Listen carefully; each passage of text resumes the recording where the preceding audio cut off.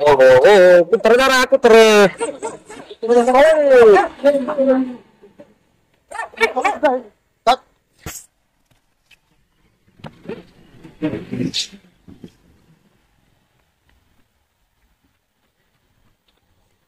आपण गेले ना काय आहे तिथे हा सामान पोती यायची होते म्हणजे फाटके तुटके धार काढा गेलं दिसली वे मी धार काढून काय? असं चाललो होतो डबड भरून घेऊन परत होय आणि ती व्हिडिओ बरोबर माझ्या अंगावर पुस्तकांचं नाक गेलंय म्हणजे विषय आहे ना होय होय कोणच वळत त्याचं कुठे दारा मागत आहे लेटर आहे का मोठा टॉर्च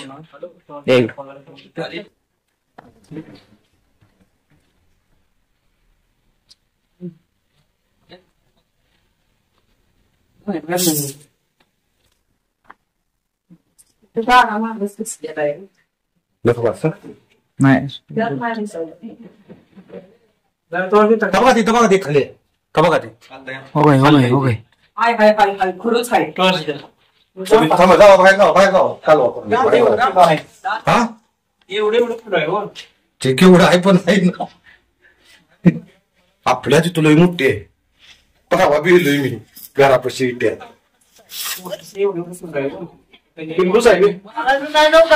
नाही ना धरून नेते ती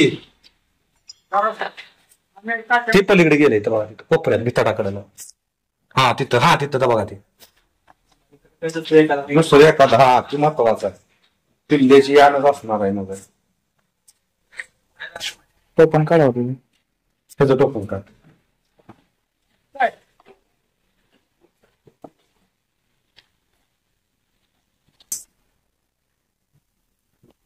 कोण तुमच्या हा तिथं तोंड आहे बघा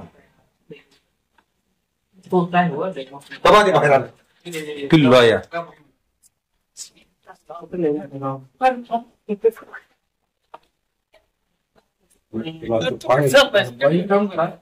हा बरं नाही बरं नाही ठेवा करून ठेवा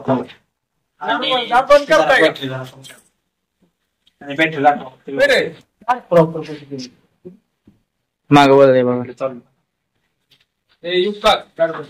नाही असं काय होत नाही त्याला धरलं तिने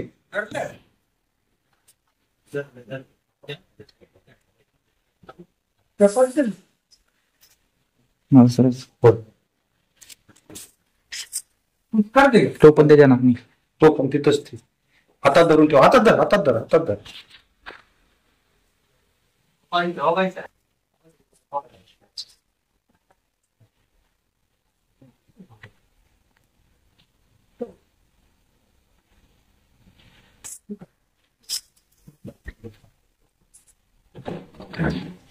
बाटली उभी कर बाटली थांब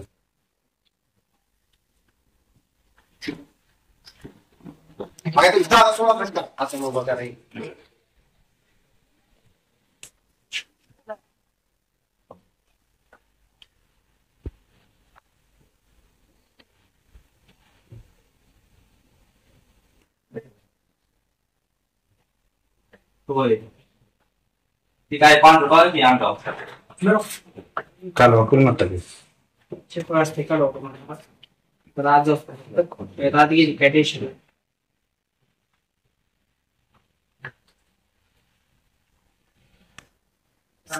टायमाला गस्ट मारते हो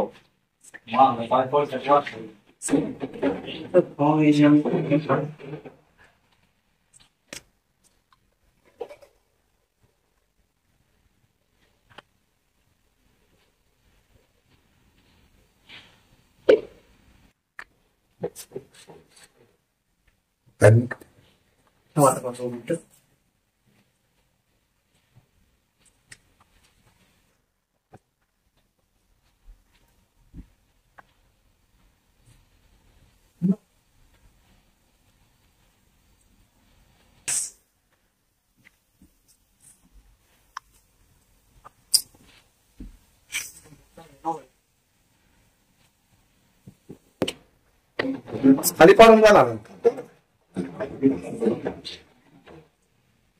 हा खाली पाडून नाही जात तशी हो तो पण दिला.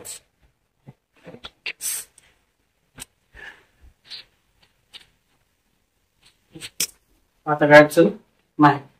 तर बघा मित्रांनो, बोनसच आहे ना. हा, बोनसच आहे. तर आता आपण बघा चिंचणी गावामध्ये आलेलो आहे आणि बघा आपल्याला रसल वायपर म्हणजेच बोनसचा अतिशय विषय सर आपण आता पकडला, तुम्ही बघितलं असेल. कारण कसं आहे की जोपर्यंत हा साप बनणी तर जात नाही तोपर्यंत जीवा जीव नसतो, लक्षात घ्या. कारण अतिविषय साप आहे, हा जर चावला तर 80% माणूस वाचत नाही. याच्यामध्ये हेमोटॉक्सिन प्रकारचे विषाणू येतं. ह्याला पकडत असताना किती जरी मोठा सर्पमित्र असला, 20 वर्ष करतोय, 40 वर्ष करतोय, परंतु या सापाला पकडताना हा साप आपण पहिल्यांदाच पकडायला लागतो, या पद्धतीनेच पकडावा लागतो. बघा, कारण याचा वेग प्रचंड आहे. सेकंदाला 8 फूट या वेगाने हा चावू शकतो. याच्यामध्ये हेमोटॉक्सिन प्रकारचे विष असतं, जे की आपल्या रक्तावरती याच्या विषाचा परिणाम होत असतो आणि 80% माणूस वाचत नाही. म्हणून या सापाला जास्त काळजी घ्यायला लागते. बघा, दरवर्षी बघा 30 ते 40 हजार लोक भारतामध्ये या सापाच्या चावेला मरतात. म्हणून हा साप अतिशय घातक आहे. बघा, शेतकरी बांधवांना माझी विनंती आहे, याचं जे आवडतं राहण्याचं जे ठिकाण आहे, तो ऊसाचा वाळलेला पाला, सोयाबीन वाळलेलं जे असतं ते, त्याच्यामध्ये हा साप बऱ्यापैकी आढळून येतो. आणि बघा की जवळ गेलं की कुकरच्या शिट्टीप्रमाणे आवाज करतो. कुकरच्या शिट्टीप्रमाणे आवाज करतो, आपल्याला सूचना देतो. ज्या वेळेला आपण पकडण्याचा प्रयत्न केला त्यावेळी सुद्धा सुरुवातीला त्यानं जरा थोडंसं पुष्करल्यावर केलं, म्हणजे की तो आपल्याला वॉर्निंग देत होता, माझ्या जवळ येऊ नका असं तो आपल्याला सांगत होता. साप किती जरी विषारी असला तर आपण जोपर्यंत त्याच्यावरती पाय देत नाही, दादांचे पण बाहेर गेल्यानंतर पायात आला होता तो, परंतु सुदैवानं काय दुर्घटना घडली नाही. बघा, पाय दिल्याशिवाय कुठलाही साप सावध नसतो. कारण कसं आहे की त्याची भीती, त्याला भीती वाटली तर तो साप चावतो, अन्यथा कुठलाही साप चावत नाही, लक्षात घ्या. आणि बघा, महत्वाचा विषय असा आहे की याची प्रजनन क्षमता अत्यंत प्रचंड आहे. बघा, एका वेळेला 6 ते 104 पिलांपर्यंत जन्म दिलेल्याची नोंद आहे. आणि बघा की जन्माला आलेलं जे पिल्लू असतं ते 29 सेंटीमीटरचं पिल्लू असतं आणि हा साप पोटामध्ये अंडी घालतो आणि बाहेर एकदम पातळ कवचाचं अंड थोडक्यात ते बाहेर पडल्यानंतर फुटून त्यातनं पिल्लू बाहेर पडतं.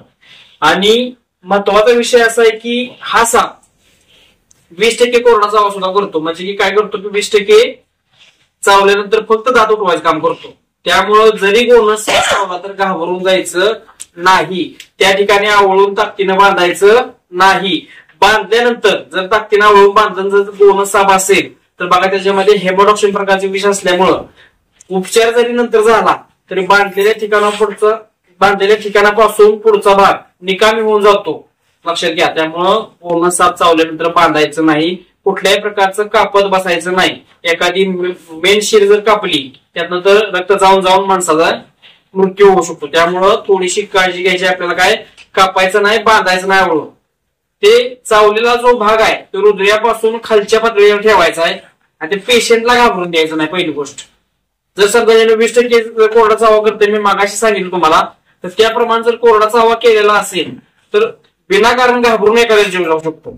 म्हणून पहिली गोष्ट घाबरायचं नाही.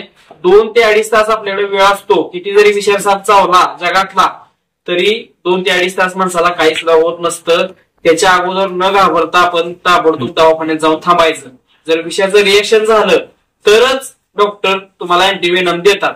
कारण बोनस सापाचा 20% कोरडा चावा, नागाचा 80% कोरडा चावा असतो. समजा त्यानं कोरडा चावा केलाय ना, डॉक्टरांनी जर अँटीव्हेनम दिलं तर त्याची पुन्हा रिएक्शन होऊ शकते. म्हणून डॉक्टर जोपर्यंत ते तुमच्यावरती त्या विषयाचा रिएक्शन होत नाही तोपर्यंत अँटीव्हेनम तुम्हाला दिलं जात नसतं. ऑब्झर्वेशन खाली ठेवावं लागतं. सर्व काळजी घेऊन जाता सापांच्या बाबतीत बघा जनजागृती होणं खूप महत्वाची गोष्ट आहे. कारण बघा सापांच्या विषयापासून मेडिकल क्षेत्रामध्ये आपल्याला भरपूर प्रश्न होतात. हृदयरोगावरती, मधुमेहावरती, कॅन्सरवरती, त्याच्यापासून आपल्याला औषधं तयार होतात, लक्षात घ्या. गुलीचं इंजेक्शन तयार होते न्यूरोटॉक्सिन प्रकारचे विष वापरून. त्यामुळं साप आपल्यासाठी वरदान आहे. थोडक्यात उंदरापासून माणसाला 27 प्रकारचे रोग होत असतात, लक्षात घ्या. आणि प्लेग सारखा महाभयंकर रोग उंदरापासून माणसाला होतोय, त्यांना खाऊन साप आपली मदत करतात, लक्षात घ्या. त्यामुळं साप दिसला तर अजिबात मारायचं नाही. दादा नाव सांगा तुमचं? विकास शिंदे. विकास शिंदे हे बघा आचारी काम करतात. अगदी उत्कृष्ट पद्धतीनं त्यांचं आचारी काम एकदम फर्स्ट क्लास आहे. तर बघा त्यांच्याच शेडवरती हा साप निघाला होता. मित्रच आहे का? सॉरी, मित्राच्या शेडवरती निघाला होता बघा. आणि त्यांनी सुदैवाने चांगल्या प्रकारे साप वाचवायला आपल्याला सहकार्य केलेलं आहे. तर बघा विकास भाऊंचं पुन्हा एकदा मनापासून खूप खूप धन्यवाद. चला, आपल्यासोबत बघा आपले सहकारी मित्र अक्षय शिंदे कुर्लीकर हे सुद्धा कॅमेरामॅनच्या स्वरूपात उपस्थित आहेत. त्यांचं मनापासून धन्यवाद. आता हे नेऊन काय करायचं? जंगलात सोडून द्यायचं, मारायचं नाही, जीव घ्यायचा नाही त्याचा, कारण त्याच्यापासून आपल्याला भरपूर फायदा आहे. आता कुठल्या जंगलात घेऊन जाणार? त्याला देवराष्ट्र आता हो सोडायला लागतं. हो, पर्याय नसतो. गोवणाचा ते साप पकडला होता, तर त्याला आता आपण रिलीज करतोय एका निसर्गाच्या सानिध्यामध्ये. तर तुम्ही बघू शकता की कशा प्रकारे तो दिसतोय. तर तो जीव वगैरे बाहेर काढतोय. आणि बघू शकता त्याची डोळ्याची बाहुली कशी आहे. डोळ्याची बाहुली बघा उभी आहे, मोठ्या नागपुड्या, त्रिकोणी भाल्यासारखं टोक असल्यासारखं त्याचं डोकं, आणि संपूर्ण शरीरभर अशा शिक्क्यांच्या रांगा 3 आहेत बघा. तपकिरी, त्याला काळपट आणि पांढरे किनार असलेल्या शिक्क्यांच्या रांगा आहेत बघा त्या. याचं इंग्रजी नाव रसल वायपर, मराठीमध्ये घोणस, हिंदीमध्ये चित्ती, तसंच शास्त्रीय भाषेमध्ये डाबोया रसेली. तर हा वायपर कुळातील साप आहे बघा मित्रांनो. आणि आपण त्याला निसर्गाच्या सानिध्यामध्ये सोडलेलं आहे. तर तो आता निघून जाईल. धन्यवाद.